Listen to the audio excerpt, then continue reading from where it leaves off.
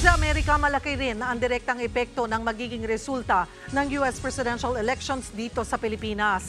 May pa-watch party pa nga kanina ang US Embassy. Nasa frontline ng balitang yan, si Camille Samonte.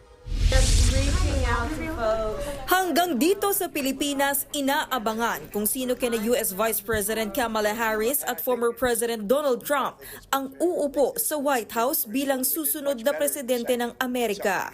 Kaya sa Makati, isang election watch party pa ang inorganisa ng US Embassy.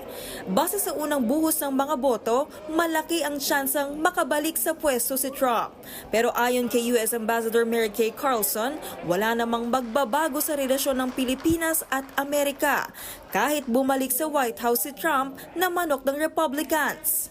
I am extremely confident that U.S.-Philippine relations will remain steadfast friends and ironclad allies, as well as partners in prosperity, no matter who wins the election in the United States today.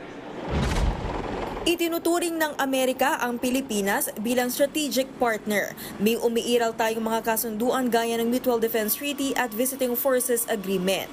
Kaya pagtitiyak ni Ambassador Carlson, mananatiling committed ang Washington sa mga kasunduang yan.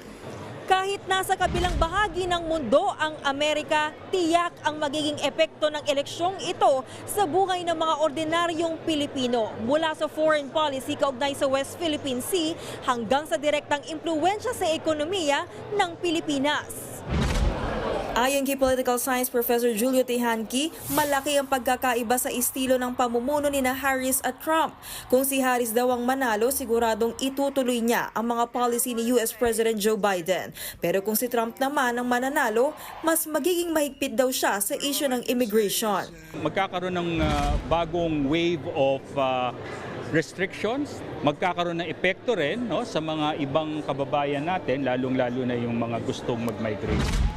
Pagdating naman daw sa isyu ng security at defense, posibleng makinabang sa mga ayuda sa militar ang Pilipinas sino man ang manalo. Lalo't gaya natin, karibal din ng Amerika ang China. At ayaw din nilang maging dominante ang China sa South China Sea. Nagbabalita mula sa Frontline, Camille Samonte, News 5. Mga kapatid, Cheryl Cosim po, huwag maging huli at maging una sa lahat sa balitaan. Para sa tuloy-tuloy na talakayan sa Frontline, mag-follow at mag-subscribe sa social media pages ng News 5.